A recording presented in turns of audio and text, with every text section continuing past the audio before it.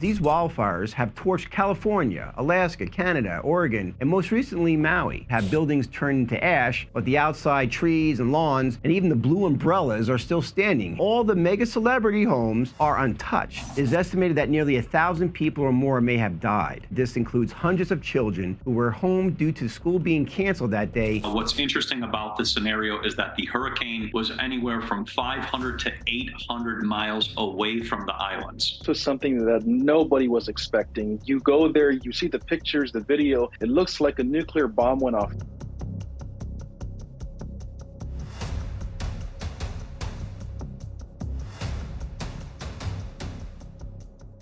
Good evening, I'm Jess Perkins with Casey Wong. Top story, Santa Barbara. 10,000 acres of wooded residential land were scorched in an instant when a laser cannon aboard the Strategic Defense Peace Platform misfired today during routine startup tests. That was a clip from a very famous 1987 movie, RoboCop. You remember? That was over 30 years ago. Predictive programming? Well, what we have not seen only in Santa Rosa, for real, and all over the country and the world, is an unprecedented amount of fires to this present day. Then there's Lahaina, Maui. The tragedy is still too hot, literally and figuratively, to touch for many, but before history is revised, we need to address what's going on to our fellow Americans. When you review the damage to Lahaina, initially it looks like a war zone, more so than a wildfire that got out of control. Mainstream media collectively is convinced that this is a result of climate change, but for many online and in Lahaina, a conspiracy is beginning to unfold. Was this a planned direct energy weapon hit, or a land grab, or for some other unknown reason? No alarms, no water, and no help seems to be the cry from the islanders, but what's the truth? Joining us is Matt Roski, co-founder of Cultivate Elevate, to share what is actually going on in Maui and what the local survivors are reporting. We will also be diving deep into the direct energy weapons, and could they have been used on Lahaina and for what purposes? Matt Lamon, creator of Frankenskies, the movie, and the CEO of Actual Activists, will be weighing in on what he believes what has happened. Getting to the truth of these mega disasters often seems very challenging when organizations like FEMA and officials take over the investigations with the air support of the mainstream media narrative. But like most tragic events, what often lies underneath these horrific catastrophes, when you continue to dig deep enough, the dark side of human greed and selfishness seems to raise its ugly head. Welcome to Frequency Wars, the next revolution. I'm still in shock to what has happened to the families of Lahaina, and my heart goes out to all those who are suffering and dealing with this aftermath of what occurred. The range of emotions must be off the chart, and hopefully they all will find peace sooner than later. As the world is on fire, the mainstream media narrative echoes global warming for all to digest as to why these firestorms are occurring. But is this the truth of the matter? Just in the past few years, these wildfires have torched California, Alaska, Canada, Oregon, and most recently Maui. I'm sure you've seen the pictures and the videos by now.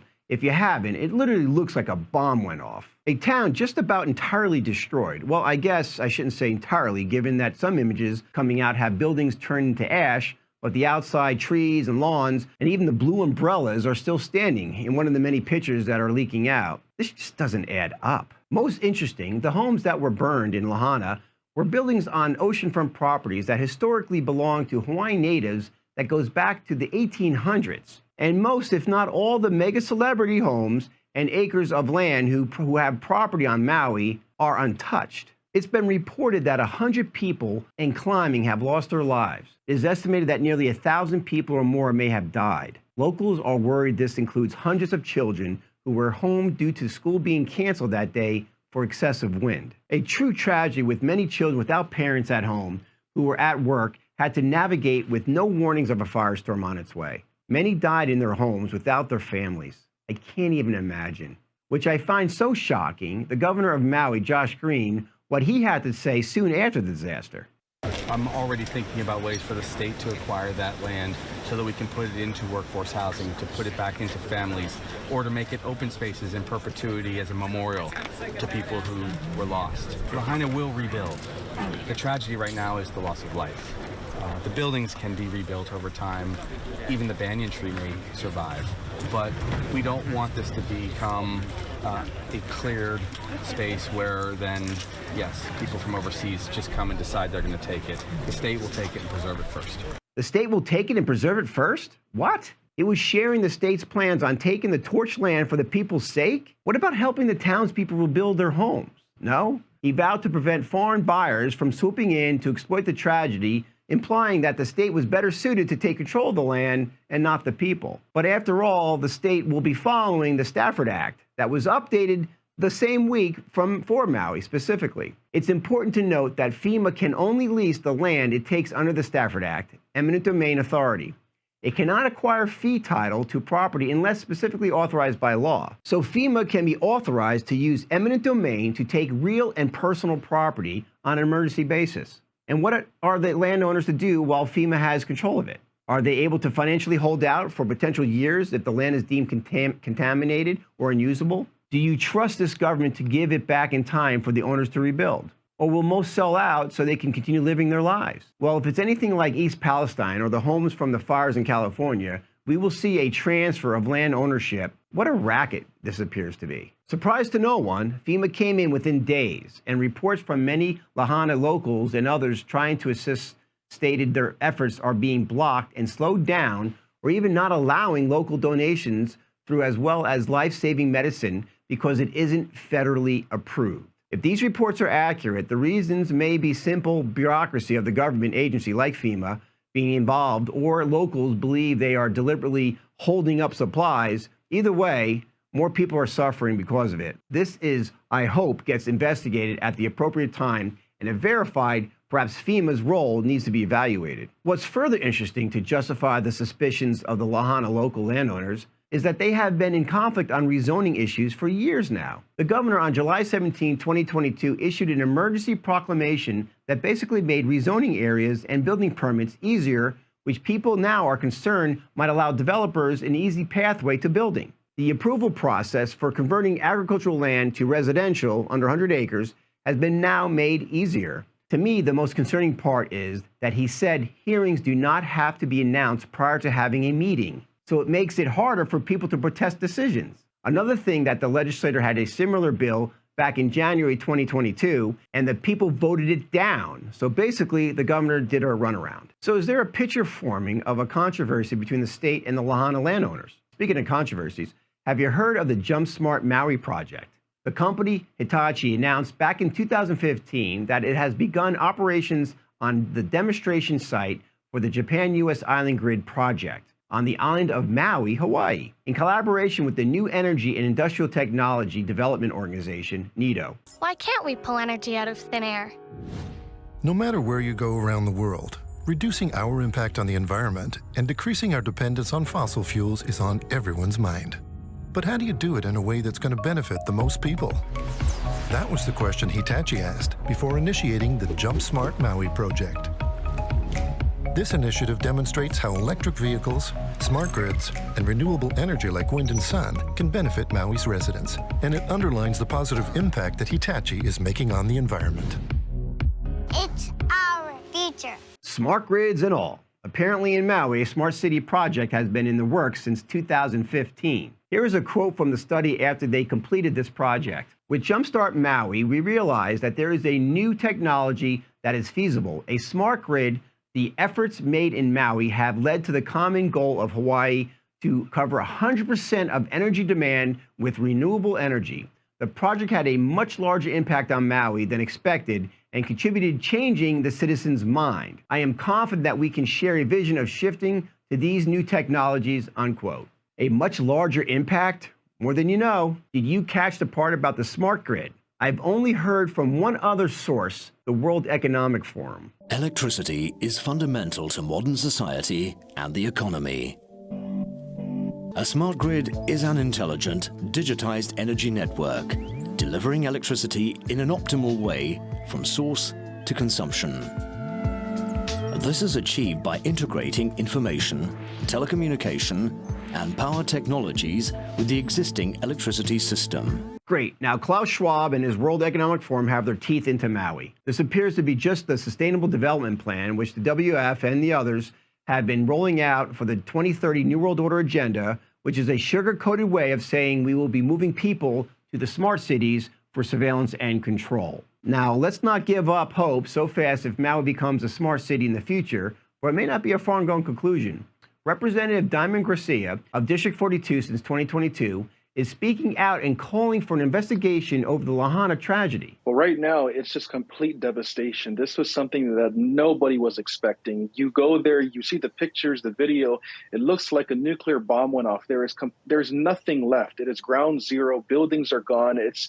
This town was historic, and there's buildings there from the early 1800s. There is nothing left. It's completely gone. You just heard President Trump's criticism saying basically that the federal government has failed you. What are your thoughts there on the ground? Well, I agree. FEMA, they came in a couple of days later.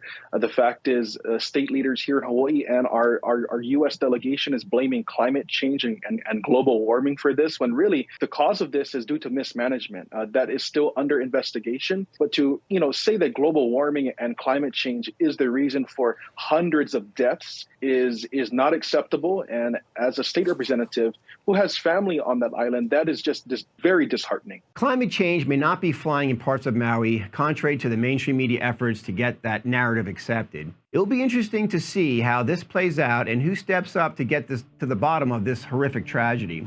In the meantime, to help us get to what's really going on, let's hear from Matt Roski, co-founder of Cultivate Elevate, who has been tracking this disaster from the beginning.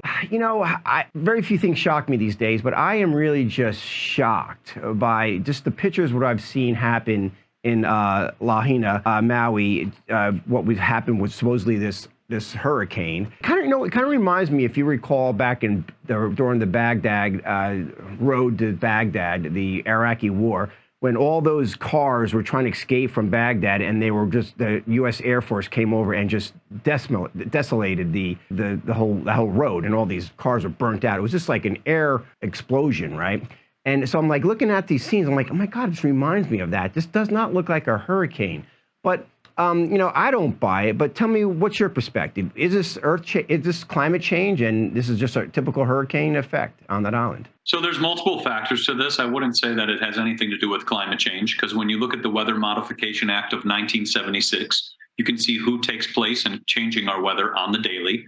That's usually a 3-letter agency. So that I wouldn't say it's anything related to climate change. Now, what's interesting about this scenario is that the hurricane was anywhere from 500 to 800 miles away from the islands. So I thought that was really interesting. It was nowhere near in which I thought the path in which it was going next to the islands. Now, the other part is I was on zoom.earth and looking at the wind speeds. And the wind speeds reported on there were very, very low on the islands. But people were recording very, very heavy winds that were toppling things over.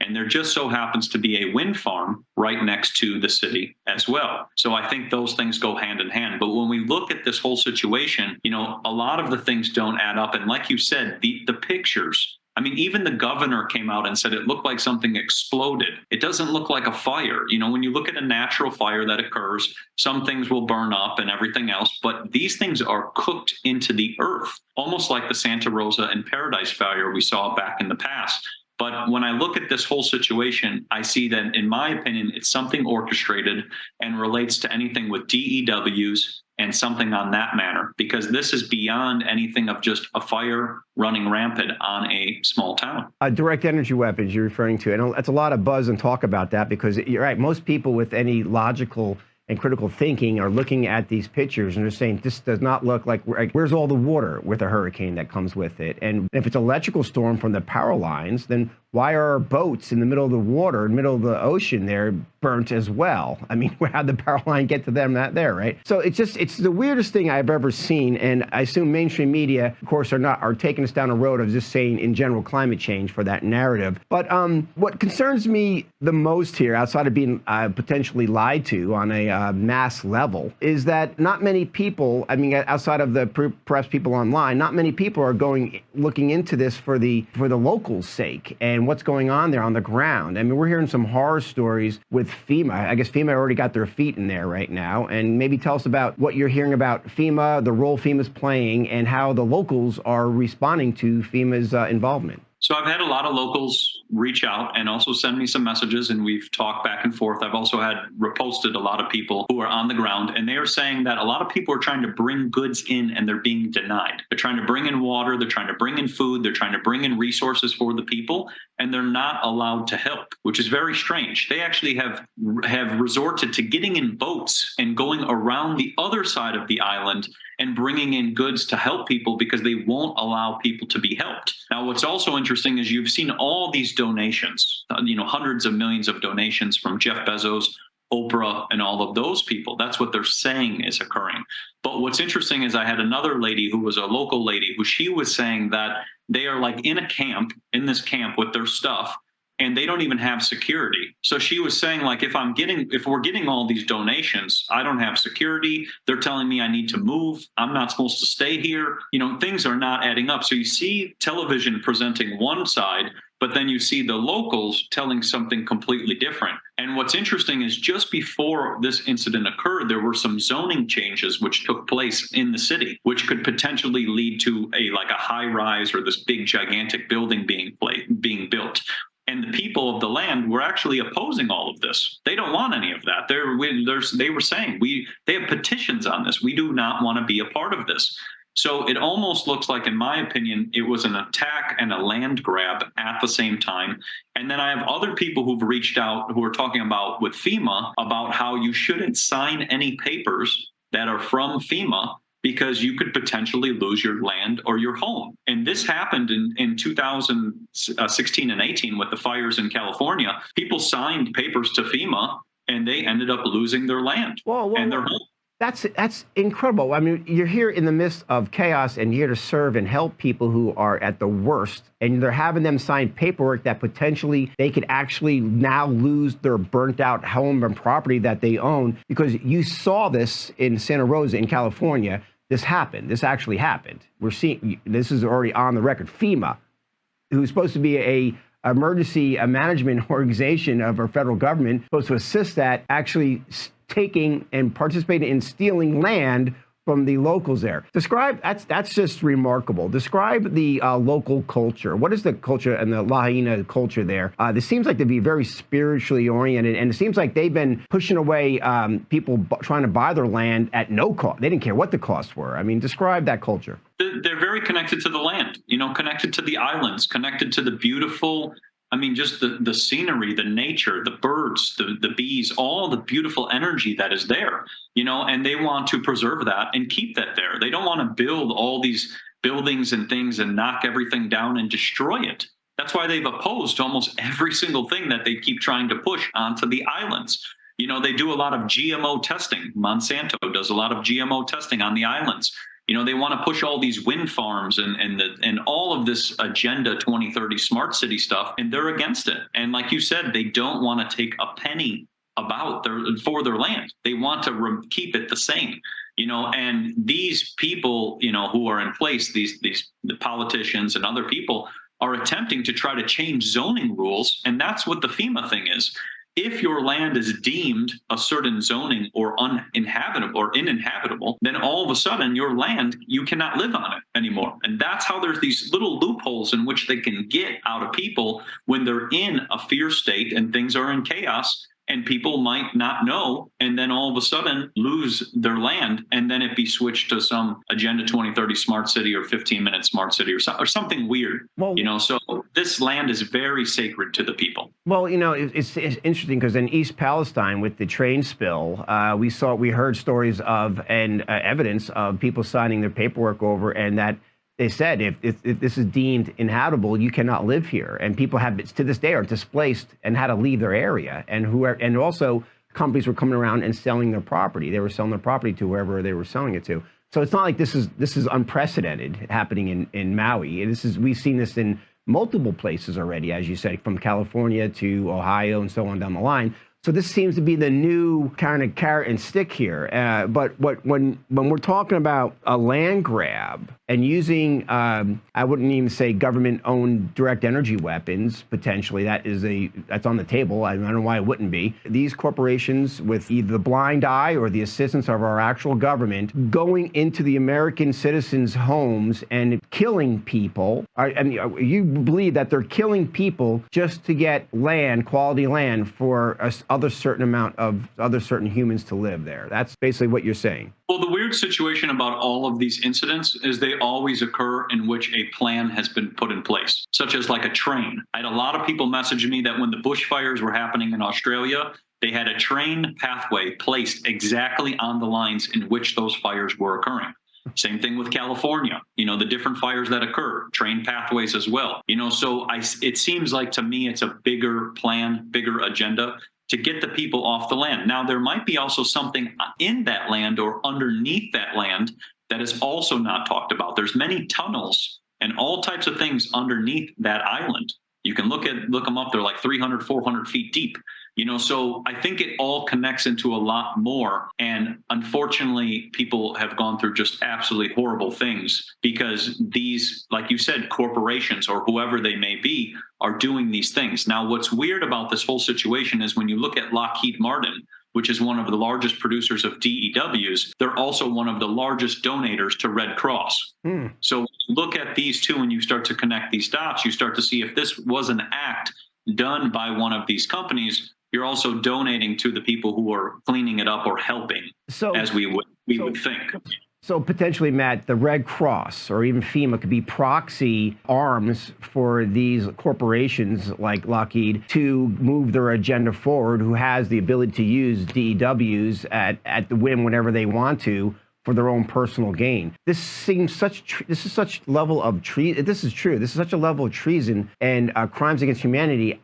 Almost to the point where why probably most people don't believe it. They probably don't believe this to be true because how could it be? You're talking about your own government being participating or turning their blind eye to this level of mass murder. I mean, we're talking probably going to be thousands of people dead in Maui, in Lahaina at this point as it's climbing. I mean, if you look at the pictures, I can't imagine anybody. There was no warning, was there? They didn't have a warning to this, right? What's the story on that? So with that, the sirens did not work. And it was interesting because I had many people message me that when there was a tsunami warning, the sirens worked. But all of a sudden, there was a malfunction and no sirens went off. So nobody had a warning or anything. And the governor came forward and said it was just something faulty. And we're just looking into it. Yeah. So when you sit there and think, well, okay, so was the system failing before this was happening? Because you knew that a Category 4 or 5 hurricane was on the way. I mean, you would think that would be a warning in the first place because according to Zoom Earth, it was about 150 mile an hour winds at one point. So if you think about that, you would be warning people, you should be prepared just in case, maybe grab food and water, just to be aware, so that people are aware. But during that time, there was a malfunction. No sirens went off, no nothing. And the other part that's interesting of this is if you look at the Maui Conservation Society, it's like a little bird society where they take care of the birds and things like that. There was this reported flash in the forest where it just looks like a pop. And then all of a sudden there is a fire, so it's just, you start to look at these things and things don't add up to what we are being told. And a lot of the stats or numbers in which are being told, or like you said, even the death count, there could be thousands or tens of thousands of people who perished in this. And, you wouldn't know because everything is gone. It just, the pictures are just, it's a lot. Yeah. Well, yeah, and what's so disturbing to me is how we have now seen this. This seems to be the new false flag of not just of our government moving a certain agenda, but of corporations that have now influenced, if not taken over, our government, moving their agenda. And what is this agenda here? Let's get into that now, Matt. You said earlier about 15-minute cities, but prior to this hurricane climate change, as they're saying. Or direct energy weapon that most are agreeing on. What was going on the ground? What was the politics being played there? What were they wanting to do? In Hawaii, they were going to have an AI conference in September. Now, they said that this conference is now canceled, but when you look at that conference, it's basically where the government would be replaced by AI, and the AI would make the decisions for the government. How does that work, though? I mean, because what about the representation of the people who vote in these, the council people are there? How would AI now, would that be eliminated? Would there no more voting, or are there people voting on, AI? I mean, I was curious how that would be played out, if you know. That would move us more into a digital system of maybe digital voting on your phone, and then the AI would determine if your vote is correct or not, if your vote even matters, so it gets really very strange. And then maybe they would pass, I guess, a second set of bills that are supposed to determine if the AI is doing this and that. That's the problem. All of this becomes to a point where who is pulling the strings and then who is writing the code? Because AI comes with a code. Right. And what was interesting about this is I just posted about this today, like on the moment, is that they're now talking about how AI is going to analyze all the data of this wildfire, and that data is going to be hosted by Microsoft, and that ties back into Bill Gates. And Bill Gates just happens to have a mansion which was untouched during the fire. And this connects into this AI thing of AI governing and everything else. But yes, there's a lot of weird things with this, because then how do you determine, do you have people anymore? Or do you just have this program that runs and then determines who's a good quality citizen and who's not? Similar to that Black Mirror episode, I think, that was put out a couple of years ago. Well, it seems like this may be the model, their experimental model of an island there, one that's a beautiful place to live, or at least it used to be. And now that they're prior to this, they're all setting up this 15-minute city, this new model of how we could bring AI in to run it. And you're saying people like Gates who actually live there. Is it in Maui or Lahaina, or is it a certain area? Maui. In Maui. And it's not just Gates also. I mean, you talk about Oprah, you're talking about, Bezos, right? Yep. And were their properties all burnt down too? No, they're all untouched. Every single celebrity's home was completely untouched, while the people's land was completely destroyed. Yeah. And it's interesting because Oprah was just there giving out toilet paper and shampoo. But I recall just a couple of years ago, she was on television giving all of her audience cars. Every single person got a car. Electric car. So, if it was about the caring of the people with these celebrities, number one, you would think they donate their home or their 1,000 acres that they own towards the people to help house them, because they don't have housing. Their house has been completely destroyed, but they give shampoo and toilet paper out to people, while their places are completely untouched and their lives continue.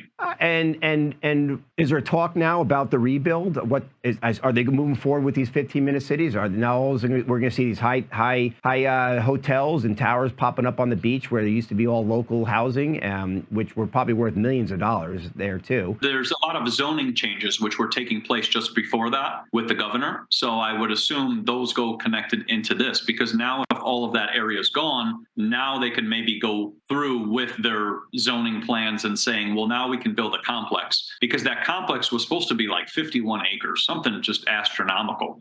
So when you think about that, it's like, most people build a complex and it's got X amount of units.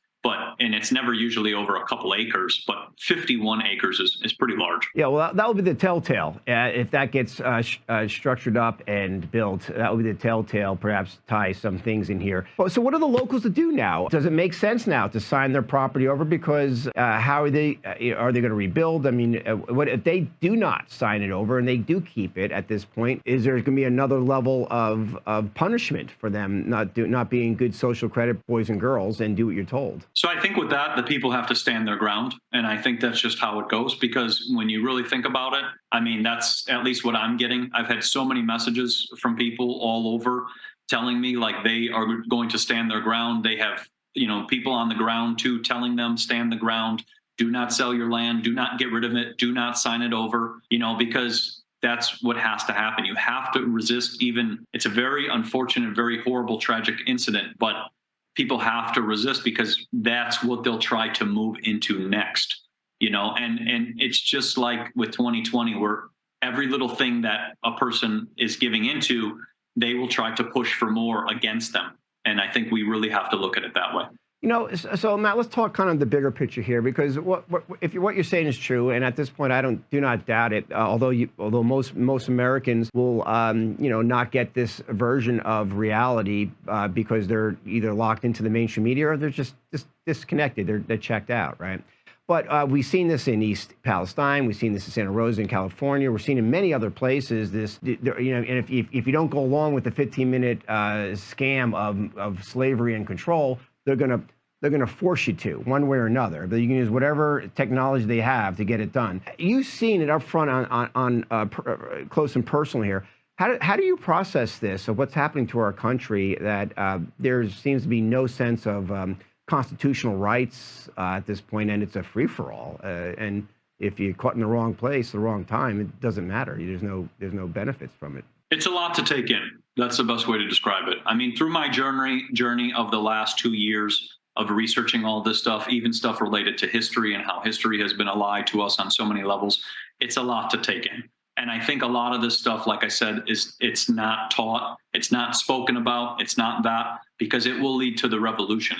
And that's kind of what I see as the future of this, because people are only going to get pushed so far, and then it's going to lead to a revolution. That's kind of how I see it.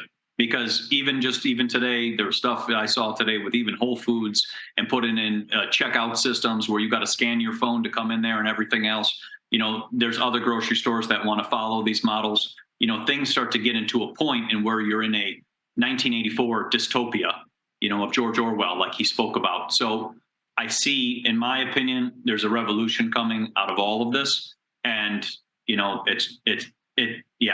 that's kind of how I see it. Well, what's interesting about this, because, I concur to a certain degree that there would be a revolution if more people wake up to it. However, at the same time, and I'm sure you're familiar with the Agenda 2030, is that they have this full spectrum dominance plan, which includes this type of technology, direct energy weapons. I see all in our towns here in Atlanta, in our hometowns, Roswell and Alpharetta, they're putting up these direct energy weapon towers, and they're popping up down the streets, communicating with the light posts, and create a field, this internet of field, or an energy field, and that could be used for good, or be used for horrific things, right?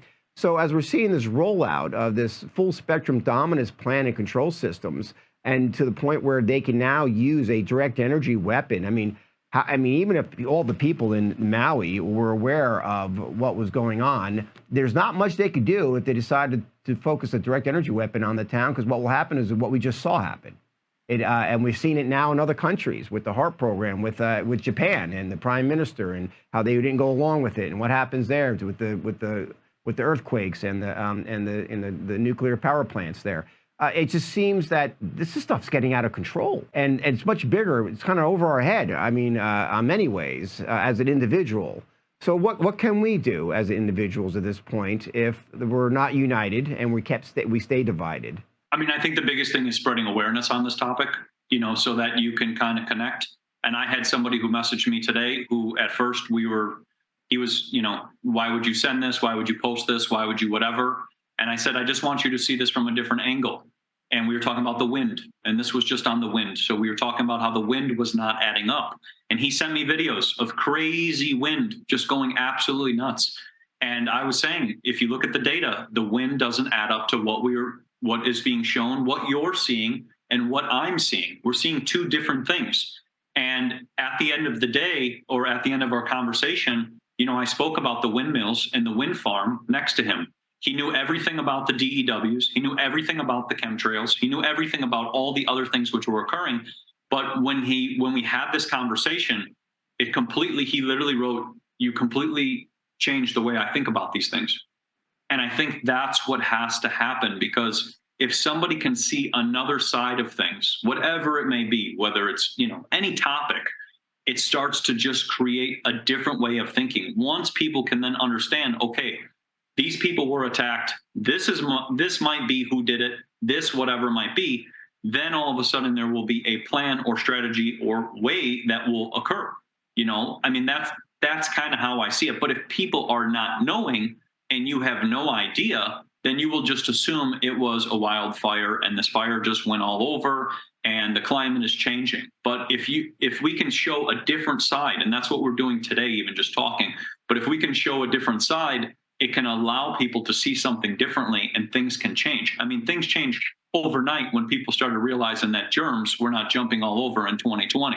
You know, people start to see something different. So my thing is if we can see a different side, we can make change. Now, there is a lot of stuff happening, but there's always stuff happening all the time, you know, even just with Mother Nature as well.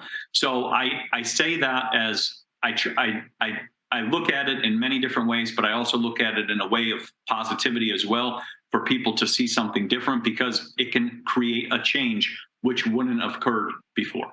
Well, you're doing it, Matt Roski. You're bringing awareness as we need more Matt Roskis out there to do what you're doing, because I agree with you wholeheartedly. If people could just shift the perspective or hear a different perspective on a scenario that impacts lives, literally lives, life and death, then I think we could wake up to and stop this insanity and stop this crimes against humanity once and for all. And so I appreciate everything you're doing and continue doing with this project and this bringing up awareness, Matt. Thank you. No problem, and I'm happy to put it out there. Well, let's talk about the elephant in the room now. Have you heard of D.E.W.s, direct energy weapons? They're ranged weapons that use highly focused energy without a solid projectile, such as lasers, microwaves, particle beams, and even sound beams. The most prominent types of D.E.W.s are high energy lasers, HELs, and high power microwaves, HPM weapons. HELs are tight beam weapons good for hitting a direct targets like a drone or a missile, while HPMs hit a wider band and could have less than lethal uses. D.E.W.s can damage or destroy enemy assets. A high energy laser can emit electromagnetic energy with a wavelength the target material absorbs most effectively. Melting the material, the laser could focus on a sensor and damage a drone, or focus on a fuel tank or battery and destroy it. For some reason, most people think that D.E.W.s are a conspiracy theory, but they have actually been manufactured and used for decades. Russia, China, India, England, Iran, and even Iran has been using them since 2013, and Turkey back in 2019. It was reported that Turkey's D.E.W. shot down a Chinese drone. Still doubt it? Let's hear it from the United States Secretary of Defense, Mark Esper, back in 2020. Meanwhile, in space, Moscow and Beijing have turned a once peaceful arena into a warfighting domain. They have weaponized space through killer satellites, directed energy weapons, and more in an effort to exploit our systems and chip away at our military advantage. So we know that the D.E.W.s are real and here today. Many in the know have questioned whether we have been using these weapons here on our own lands. Greg Reese has some interesting information you may find shocking. And for the past few years, many have wondered if these advanced weapon systems have anything to do with the unprecedented fires we have seen in the past few years. Laser-based weapons are able to destroy the target with external heat, and microwave weapons are designed to penetrate the target through external antennas and sensors and ignite the internal electronics, destroying them from the inside out. This could explain how thousands of homes have rapidly burned into their own footprint, while the trees surrounding them survive. And it could explain the several cars we have seen utterly destroyed, with temperatures hot enough to liquefy glass and metal. Wow, kind of looks like we've seen this before. Maui, trees standing and metal melting right next to each other. What a great example of the footprint a D.E.W. leaves behind. Here are some more evidence to consider. Host of the YouTube Dutch channel has been researching the Earth's seismic activity for the past 10 years. During the past few weeks, he has discovered satellite imagery that show an equal distance spread of fires, all starting within the same 4 hours. 4 hours? We've got ourselves an equal distance spread of fires. Here, here, here, here, and here. So, what could cause an equal distance spread of fires? Well, only two things, Mother Nature or man, right? There's no storm in the area. You can't blame a storm. So what could cause equal distance spaced fires to spread out across, what do you think that is, 1/3 of Idaho? And he also discovered what looks to be a beam of light that can be seen in the infrared spectrum, like a microwave. On September 8th, a beam of light can be seen directed to the Dolan Fire of California. The beam appears to excite the heat signature of the fire as it is held on target for over 2 hours. Right before dawn, watch that. This is yesterday going into this morning. This is in California, the beam coming from space up above Oregon, or somewhere in between this and Oregon. And as it's going through, see how it excites? As the beam is spreading, look how it excites. It's no doubt about it. And the beam spreads first. Look, beam spreads first. It goes from a tiny little tight beam to a wide beam. Then the fire spreads to a wide fire. The next day, a beam of light is seen directed at and exciting the heat signature of the Holiday Farm fire in Oregon for over an hour. Here it is now, and it's 2 of them, and it's only going to one fire, a different fire, and it's moving. Okay, it's moving. There's clouds going through it, which rules out it being an artifact. The clouds are passing through and interfering with the beam. Direct energy weapons, unseen by the naked eye. They appear to be starting these mega fires. If true, then who's really pulling the strings of our government? Could it be private corporations like BlackRock or Vanguard, or those we dare not say their names that have bribed, blackmailed, and even murdered their way into most countries around the world? Is this too big of a conspiracy to entertain? At what point will we get to the truth? Is it not enough having our children and entire innocent families scorched to death so efficiently we may never know who the remains belong to, as horrific as that sounds? What else needs to happen? Well, right after this break, we will be speaking with filmmaker, CEO, and founder of theactualactivist.com, Matt Landman, on what the role D.E.W.s may have had on the Maui catastrophe, as well as the rest of the world. Don't miss this interview. Joining us now is the CEO of EMF protection clothing line Sparrow, and also creator of Frankenstein's, the movie on the chemtrails going on. Welcome, Matt Landman. Hello, thank you so much for having me back on. Absolutely, yes. It's been a while since we spoke of these EMFs and what's going on there. In fact, we were just, interesting enough, we just had an analysis right before you coming on here on direct energy weapons and broke it down on what they are and how far we advanced and everything going on, because the big talk right now going around the world, especially in America, is what happened in Maui, right? And how could this have happened like the way it happened? But let me ask you this question first, Matt. When did you become familiar with direct energy weapons? Well, that's a great question. I first became a chemtrail activist and created the movie Frankenstein's in 2017. And then at that time, the word 5G was popping up and shooting around. And I started learning about smart meters because I became electrically sensitive because of the smart meter that was a couple feet from my bed in my home. After 6 months of sleeping and working next to the smart meter, I became hypersensitive to EMFs. And that's why I created a clothing line. So around then, when I learned about 5G and learned about active denial systems and how all this was created in the Middle East and Iraq and whatnot, is when I first learned about directed energy weapons. And I happened to live in Northern California when all these started to unravel, because we witnessed things in Santa Rosa and then in Paradise. And then also I moved to Southern Oregon, where I witnessed it firsthand in Talent in Phoenix, Oregon, which is in the Rogue River Valley next to Ashland, Oregon. So chemtrails and the geoengineering really got you started. And now, the direct energy weapons, as we just learned about, is really a military operation here, not just in the United States country and the corporations, but around the world and all these other countries that are using direct energy weapons. To me, that's just really concerning, because we'll talk about the relationship with chemtrails in a minute, but how they are being utilized, because some are being utilized by what? Satellites? I mean, what do you know about how they're using direct energy weapons, these laser weapons, really directing and causing havoc around the world? Well, the technology is very advanced. And the one issue that we have is we get a lot of stuff on social media, and then we don't really know exactly what the truth is, and we can run with things. And there's co-opted information and psyops and all these things to put us entrenched in fear and all these things.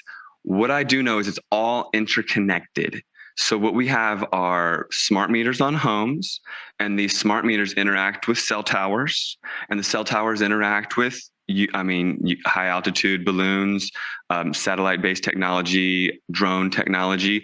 And then you have a system where you can direct an array at these smart meters, which are attached to homes. Smart meters are designed not just to tell the power company how much power you're using every few seconds, but also they can surge electricity and create an internal fire and pulverize your home basically through the use of directed energy. Okay, so you can get the cell tower to surge, because the cell tower and the smart meters are already communicating with microwave energy. Also, there's hubs in neighborhoods, and then these hubs are interacting with all the smart meters in the neighborhood. So each house can be weaponized. Okay, so what is happening is this integrated system where these homes are being fried, and you can even see high altitude imagery where the homes with no smart meters, and I've even witnessed it firsthand, the homes with no smart meters are sitting untouched amongst rubble because they've got maybe solar power and they never had to get that specific system on their home. Fascinating. So, like for example, in Maui or in Lahaina, all these, you saw pictures of these homes are just demolished, and it's just like, how could this happen like that so quickly? Where the hurricane was offshore, wasn't even there. I mean, some winds picked up, and this fire supposedly moved so quickly. So the homes you're saying with the smart meters act as almost like a catalyst to to help destroy these homes as well, if there was a direct energy weapon being beamed down there. So it wasn't just like they had to show a beam on a house, but it was more so it would just activate the smart meter, and the smart meter would do the damage. Yeah, correct. Let me just walk it through because it's kind of advanced and complicated, and a lot of devil in the details, especially the 15-minute cities and the rebuild and what they're going for. But what is done, firstly, the hurricane, quote unquote hurricane, that would traditionally come and hit the Big Island, which did not happen, right? And then usually when you get winds on an island, the winds are going away from the water, right? Not towards the water, downhill. In this instance, the winds were geoengineered. So you've got this multi-tier attack. It's literally planned from all these different angles. And the powers that be can control the weather, metallicize the air with the chemtrails, make it more conductive for these weapons to work their magic. And then caught in the middle of this conductivity are the cars being melted and people being caught off guard, caught in their cars and all this stuff. So what happened in Maui are engineered winds. No hurricane hit that island. Let's be real. How do they engineer the winds? Well, what they do is they spray chemtrails and then they superheat the chemtrails with intersecting radio wave technology, which it used to be called HARP, but now they have smaller stations, NextRad, and a lot of these are in Hawaii, mobile NextRad stations. They look like giant golf balls and they'll be even on an aircraft carrier. And they use radar type projection of microwave radio waves, and they intersect in your atmosphere. And you'll even see these ripples in your sky. And then when you see those ripples in your ionosphere, there could be like a heat wave coming, or their steering systems. What they do is they superheat the air and clash it with cool air, and they can create, that's what a thunderstorm is, or tornado and hurricanes is hot and cool air clashing to create this movement. So they create the wind in the direction that they want. Okay. And this is what happened in Lytton, BC, Talent, Oregon, Paradise, California, all these different cities that are being wiped off the map. Is strategic. They get the winds going in the direction that they need, and then arsons on the ground, or lasers from the sky, or lightning. They can engineer lightning as well. They can precipitate lightning with lasers and have it go exactly to the drop of a dime wherever they want, and lightning fire, bam, right there. So they have this technology. If you watch my movie Frankenskies, frankenskies.com, please, if you haven't seen, it's a very important movie. It starts off in the 1920s, goes through the whole chronology of how they got to this technology. If you don't understand it, it's because you don't see the background and how they, evolved to get to where they're at. So the fires were lit downwind from the towns of like Lahaina, for instance. And then in this instance, multiple fires were lit because eyewitnesses were saying there's fires coming from multiple directions. They had nowhere to run but the water. People were running and jumping in the water. And so many people were caught off guard. This isn't a traditional, quote, forest fire. I've dealt with forest fires. They're in forests for one, and then they burn and people get worried and they evacuate, and they never kill dozens of people unless something crazy happens, like in Paradise. The last one that was able to kill a lot of people was in Paradise. Now, the that was a big deal a few years ago, and it was the most people that have ever died. In this one, the tolls are coming in, and the newspaper first said 36 because they didn't want everyone the world to know that something very gruesome happened. They used their weapon. They used it a little bit too much. They got a little out of hand with it. Okay, because when you spray these metallic particles and get the air really metallicized, and then you use the microwaves with the smart meters and surge them and have the fires coming, you create a lot of heat.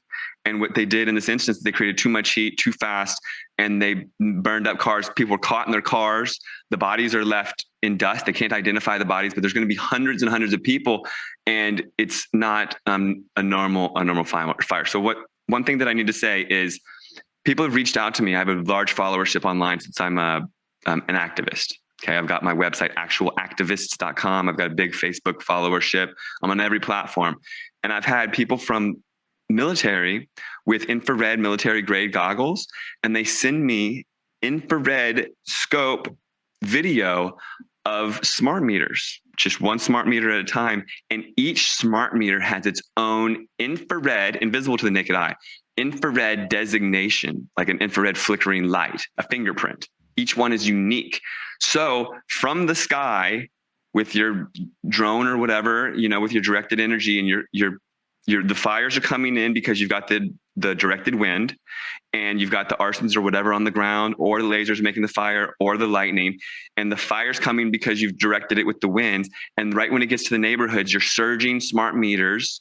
So the electricity is going in, and these smart meters have been created so that there's not a surge protector to the main line. You can literally pick which homes survive and which ones don't because of the infrared designation. It's a military technology that goes on helmets and also on targets. So if you're a friendly in Afghanistan or whatever, they put this infrared designator on your helmet, and your little unique lightning bug, little flicker, tick, tick, tick, tick, tick, tick, tick. Oh, that's Johnny. We're not going to hit him with our drone missile attack.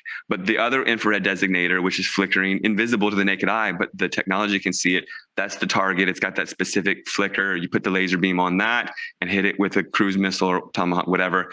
And that's how the military does things. But our homes and our neighborhoods have been weaponized, and that's what happened in Maui, all to unravel 15-minute cities and to really put us into climate change kind of dystopia. That is just frightening.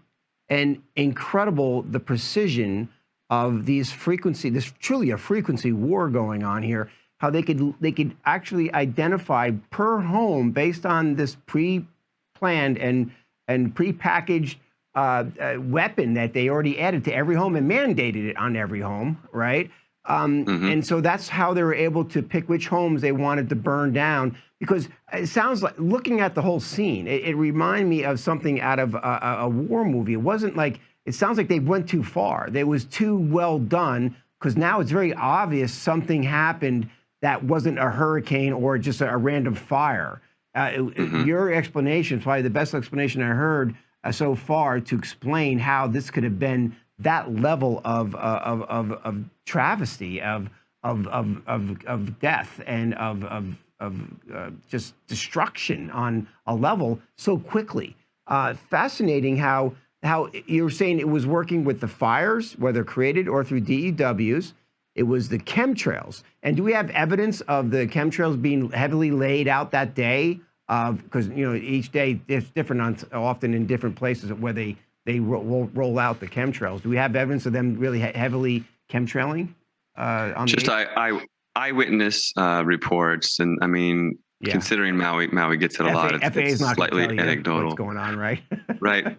One thing worth mentioning, because I live in Southern Oregon, we have a smoky day today because of fires, and what happens is every day we get a report of the humidity levels. And if the humidity levels are like 30% or higher or whatever, nobody worries. But when the humidity levels get down to like 10%, 5%, 15%, people are worried because it's really dry. And then you got fire danger, and the fires can spread easily that way. These cars are near melted on the literally coastline, on the beachfront. People were caught in their cars on the beachfront. Okay, this is like 100% humidity right there. Fires never in the history of mankind have ever done anything like this, right? And still, I'm looking, and no one can say how these fires were even started. And then you see how FEMA's not letting people in and all these things. Likely people aren't being let in for one main reason, because of evidence, the forensic evidence. Exactly. So Matt, so you're saying these people who were in these cars driving on the coast or wherever it may be, they weren't just getting away and a fire was behind them catching up to them and they finally couldn't drive and they got caught up. You're saying they instantaneously started melting and burning? Or how would that unfold in your opinion? Well, the fires were traveling so fast that some people were just caught in their cars. I don't think everyone was evacuating. The evacuation didn't come in. And the powers that be, if they were really doing their job, they would turn the electricity off. All right. A lot of these fires that are very questionable, had the electricity just been turned off, then you wouldn't have these electrical fires. You wouldn't have all these smart meter things. And I don't think you'd see the devastation that you do.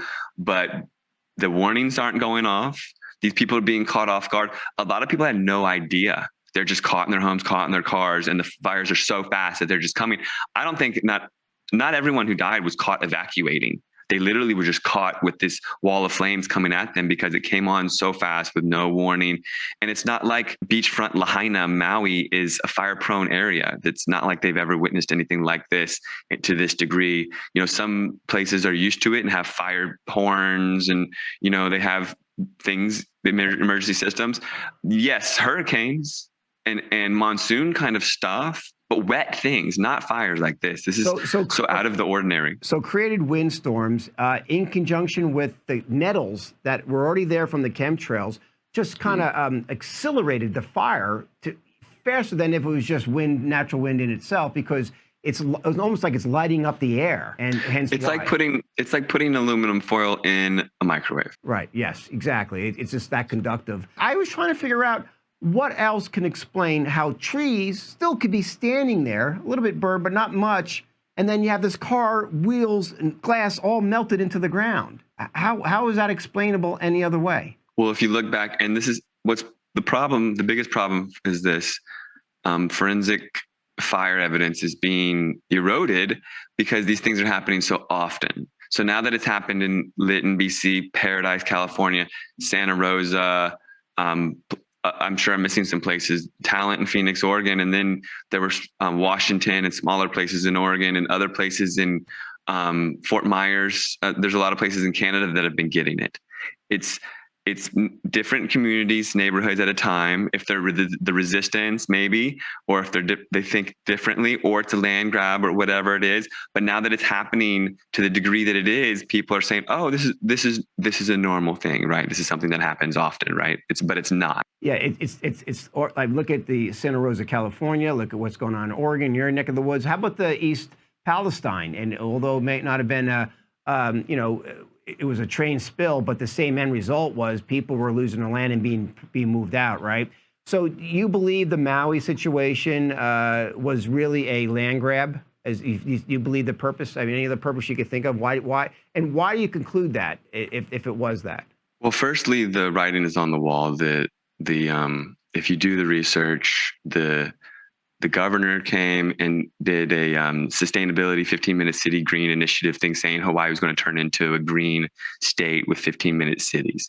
Now, the natives on the ground weren't going to allow that, and the people were holding out on their real estate in Maui, and that was a big thing. A lot of people were talking about that. So one thing to note is everyone's losing that like BlackRock, for instance. They're the only winners in this situation. You've got people whose homes were $1 million. Now they're going to be revalued at half that. They're going to lose no matter what. But what happens in a situation like this is FEMA comes in, they don't rebuild, people get destitute, and it makes the headlines. More importantly is that the whole world is witnessing this, and they're in fear and they're scared. Oh, global warming, climate change did this. And then it's back to this problem, reaction, solution. Well, what's the solution to this? Well, the solution to this is green initiatives, which green really, to me, is a watermelon, green on the outside and red on the inside. like socialist, communist, freaking red, because they want to fear us into thinking we need to not be around trees, that there need to be no-go zones. It's all Agenda 2030, right? No-go zones, no rebuild zones. Oh, we can't insure you anymore, and you can't because you can't have fire insurance.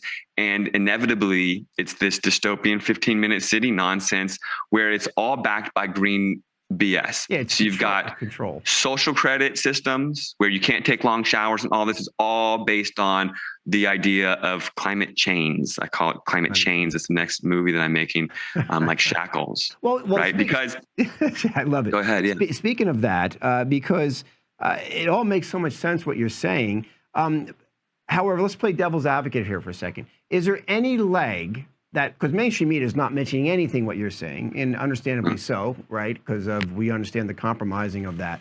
However, for the average person who perhaps being introduced to this understanding of what potentially could be going on, for them, is there any leg to stand on that this is climate change? It was just a wildfire, it's got out of control because of the winds happened to be at the time. Is there any leg for them to stand on? Because you sound 100% confident it was a DEO hit, D.E.W. hit, and that no other option in your mind, unless I'm putting words in your mouth.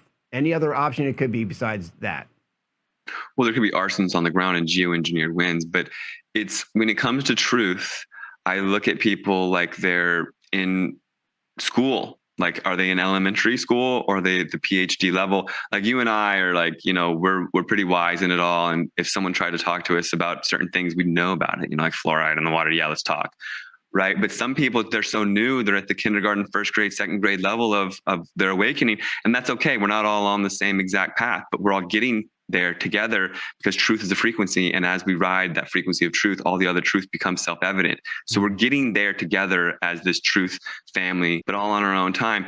And so not everyone even knows about chemtrails. So it's like, if you don't know about chemtrails, that the weather is engineered almost every single day. And every time there's some crazy heat wave, it's because it's engineered, spraying metallics in the sky, superheating the atmosphere with HARP technology, like the spraying, or we can even talk about the fact that aluminum and barium are sprayed in the chemtrails, and these are patented fire accelerants. So the trees are becoming way more flammable, and their uptake mechanisms, they're supposed to be uptaking water to be hydrated. When you spray aluminum, they can't uptake the water properly.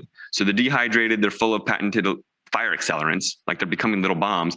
And so when you light these fires on the ground, it's accelerated. But if you don't know that the weather is engineered, then it's very easy to be like, oh, it was climate change, or global warming.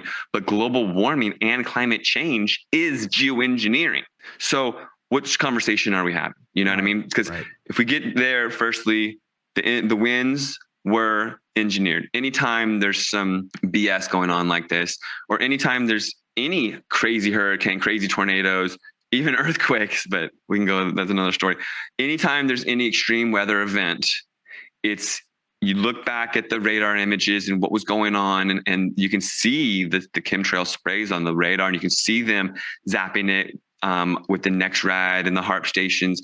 If you have the right tools and the right eyes, I like this phrase, real eyes, real skies. And we do, but not everyone can see it. Right now we're a small minority and we're a rising population of truth, but not everyone can see the writing on the wall. So it just depends on what level of truth that you're at to have which conversation.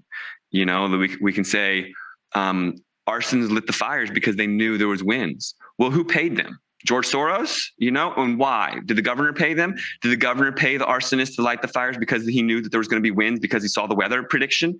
And then it took out those towns and now they're going to rebuild 15-minute cities. Still, that's treasonous. Still, that's treason, and people should be tried for it. There's different levels, but what's happening is they're not letting people on the ground. There's all these conspiracy theories going, and then the normies, or whatever you want to call them, they look at us, the truth seekers, or whatever you want to call us, because it's all divisive. I hate even giving titles. It is. And then they're like, oh, you're one of those laser beam people. Yeah. We don't have to be the laser beam people. Like, they're weaponizing neighborhoods through smart meters. Smart meters don't have an anti-surge protection.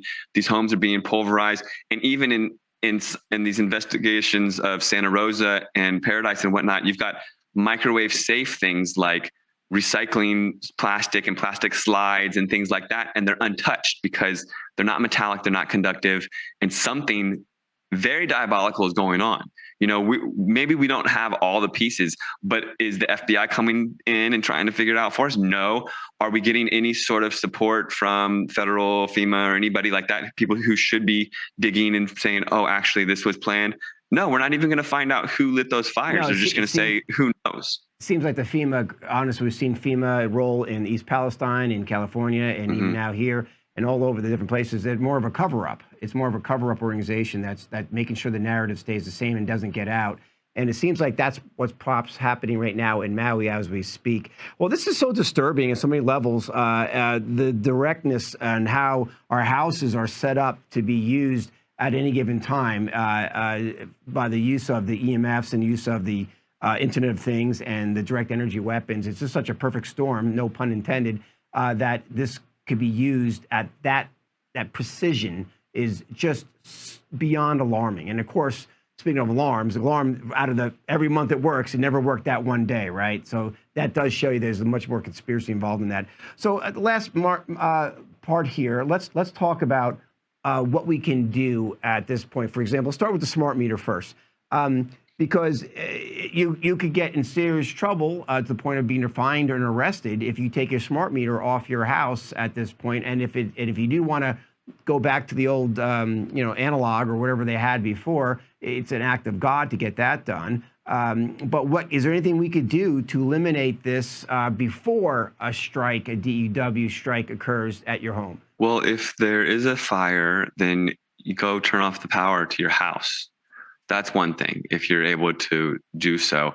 It really depends on your power company.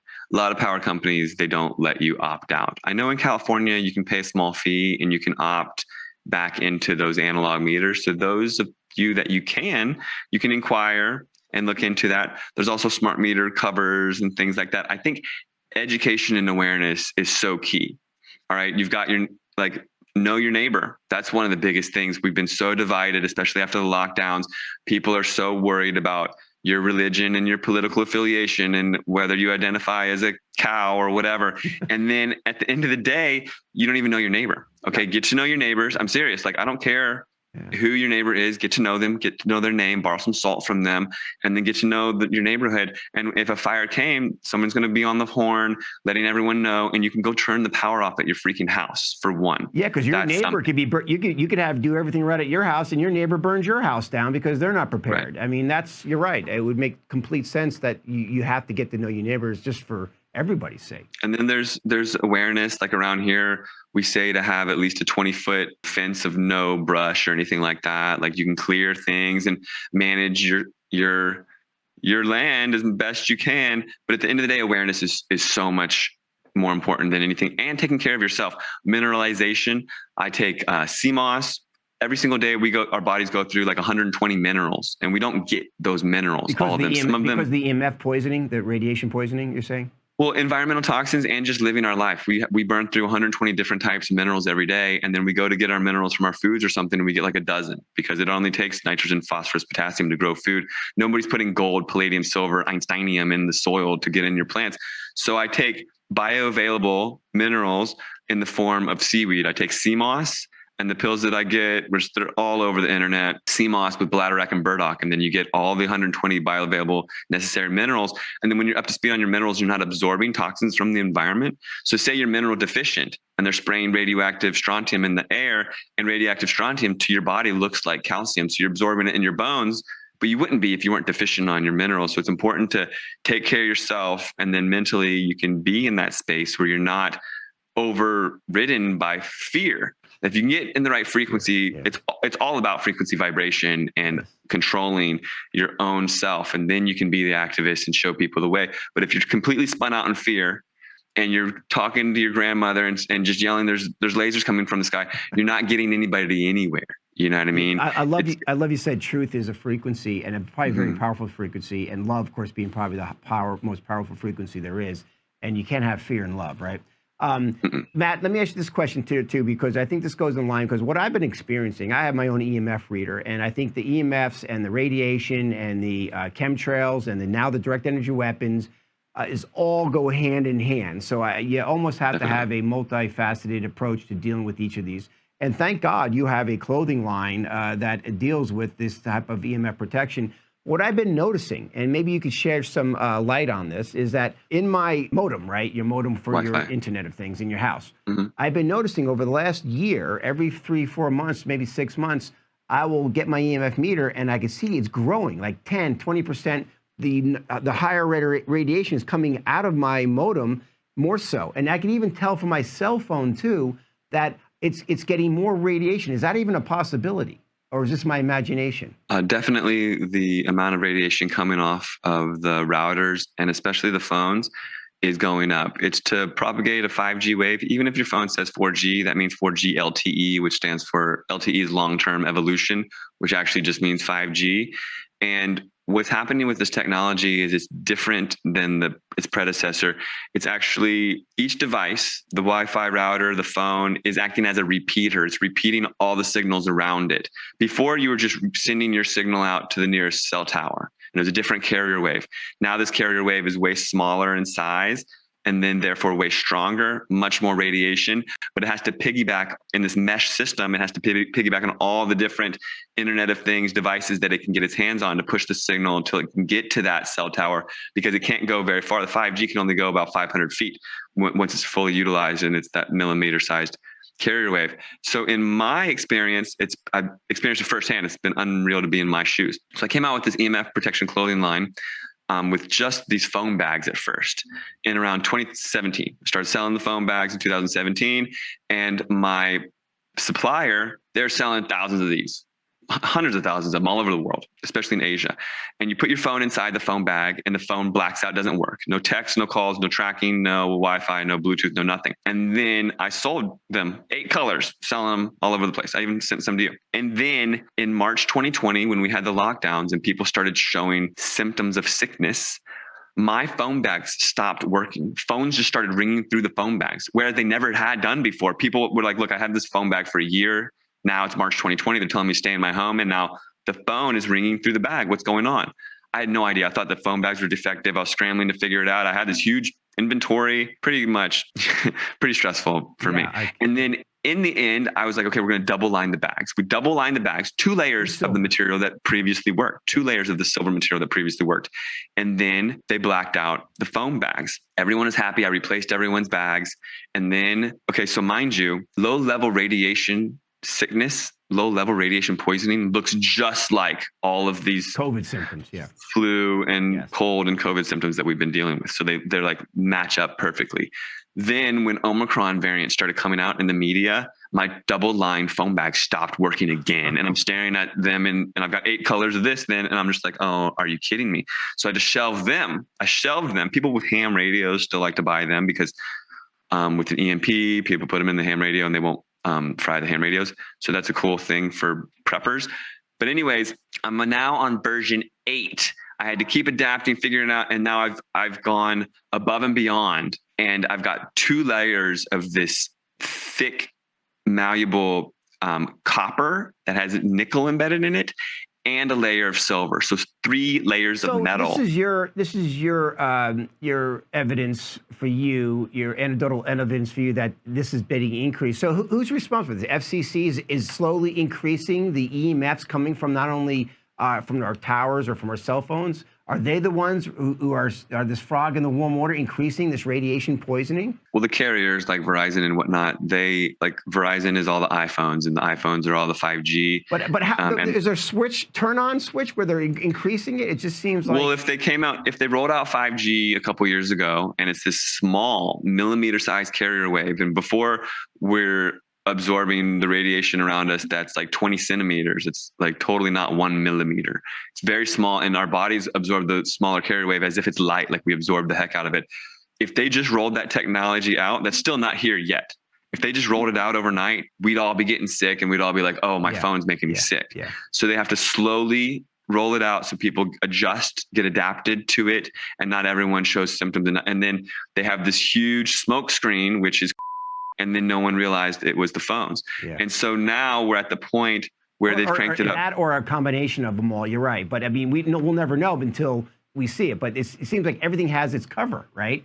So you have this radiation coming back, radiation being increased slowly, and we're all having the symptoms of radiation with loss of memory, loss of hair, taste, everything, So it seems like it's a 1-2 punch here, and that thank God you're out there, you have your products that you're actually doing to actually help that, and you're taking into account that they keep increasing the radiation, and you have to keep. It's like we have to keep detoxing for the rest of our lives. And even our equipment to protect us, we got to keep upgrading our equipment to protect us each time because they keep increasing this. It seems like, last thing, we got to get going, but outside of keeping up with all this stuff, is there an end game here? Outside of humanity just disappearing, is there an end game you believe that we could stop this insanity? Well, their end game is transhumanism. That's what they want. Yes. Okay. And to be noted is I've taken the phone bags to the next level. So now they'll work for a long time, hopefully forever, And, if you end up with one and it doesn't work after they've cranked it up again, I'll replace it and whatnot. So that's that. The end game is losing our souls and becoming this collective of transhuman robots and honoring our humanity and not they're already coming out with this Amazon chip thing where you get the chip and Mark of the Beast in your wrist. Like, we have to honor our humanity and see the writing on the wall, do what we can with what we have where we're at, meet people at their level with the truth. And also, I'm trying to create a local currency because I see the digital dollar rolling out, and I'm not trying to play that. I'm not going to play that game. So we have to do what we can where we are, get local, grow our own food. If all of a sudden yesterday they said the grocery stores are shut until you get this digital dollar thing or whatever, would you have to go to the grocery stores, or could you manage with your network? And if you can't, then figure out, relationships with farmers and how you can grow your own food. See the writing on the wall for what it is and honor the truth with integrity, because we're getting to this crossroads where some people will be lining up for the Neuralink and the chip in the wrist and all this rat out your neighbor if they take a long shower and social credit system and augmented reality and all of it. But some people are going to honor their humanity, and those people are going to have to shine the light and lead the way for the children. And that's us. So we have to see it and believe it and live it, and not just become meme sharing Facebook warriors. We have to get out in the real world and honor the truth, the real world, and show the kids the light in that way. And also get those tablets out of your kids' freaking strollers. If you know the truth, if you understand what's going on, your child should not have a smartphone. Your child should not have a tablet. You should know what airplane mode is. You should have a tablet phone bag for me, because I have blackout bags for all these things. These things are emitting radiation even when they're turned off. Even when you put them on airplane mode, they're still emitting radiation. Get yourself an EMF meter. Understand what's going on and know the impacts it has on your children, and raise a human, not a robot. Well, wonderful, Matt. And one thing I'm grateful for is you're out there raising the frequency and also sharing the information on how we could get our lives back, at least minimize what the powers that be, and we all know who they are doing on a daily basis for their own selfish and inhumane way of treating the rest of humanity. So. Matt, thanks for coming on and sharing this, and looking forward to our next time in our next meeting. One thing is for sure, nothing ain't what it seems. I have concluded long ago at UI Media that we report on is usually much worse than what we can say for sure. That may be a dark perspective, but unfortunately, perhaps accurate. Was Lahaina a direct energy weapon hit for a land grab? Well, we have the technology to do it, apparently, and there seems to be enough circumstantial evidence to support it. And time will tell if this was a land grab from the locals. We have mega celebrities with untouched lands and a history of buying up lands after disasters, as well as the governor of Maui publicly stating that if need be, the state will take control to make the burned land into a moratorium. Why not let the local owners of the properties rebuild their homes? Sounds like an original American thought, but for most in the truth movement, the Hegelian dialect of problem, reaction, solution is now becoming a predictive future event tool. Perhaps what will come from this disaster is too new to say for sure, but it will be all eyes on Maui, now watching every step our government and the local officials will be making. With the circumstantial evidence arising each day now in Maui, perhaps the powers that be may have overplayed their direct energy weapon hand, but will FEMA and some corrupt local officials be able to suppress the truth to create enough doubt so mainstream moves on to the next planned disaster, which just may end up being a theater near you? So is this just a land grab for the uber wealthy? If it is, these celebrities having access to above top secret DEWs and the usage of them seems to show they may have a lot more influence than just persuading our perceptions on the big screen. Or could this be part, as many are saying, now of a much larger agenda, like 2030 agenda, as publicly stated by self-elected world leaders? Has the AI future from Maui already being prepared with a 15-minute city of control and surveillance? If this is a New World Order agenda with New World Order players, then the use of DEWs makes a lot more sense, doesn't it? And if Maui is the latest example of how to use direct energy weapons to reset a city into a 15-minute enslavement camp where people will own nothing and be happy, as Klaus Schwab and the World Economic Forum has been saying, then now we know the level of murder and destruction these psychopaths are willing to go. 2030 is not that far off. Are you ready for 7 more years of DEW fires, created food shortages, and crimes against humanity to turn our world into a transhumanistic way of life for all on this planet? Awareness leads to questions, and questions leads to action. And whatever the action will end up being, knowing we are not alone, and together we must believe we will find each other at the right time as we ignite our courage to stand united across race, across religion, and across the world.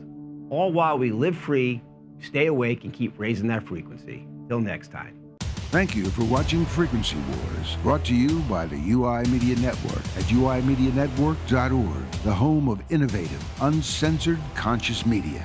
Check us out on Facebook, Twitter, Instagram, and YouTube at UI Media Network. And be sure to sign up free at uimedianetwork.org to watch all of our uncensored content. See you next time on Frequency Wars, the next revolution.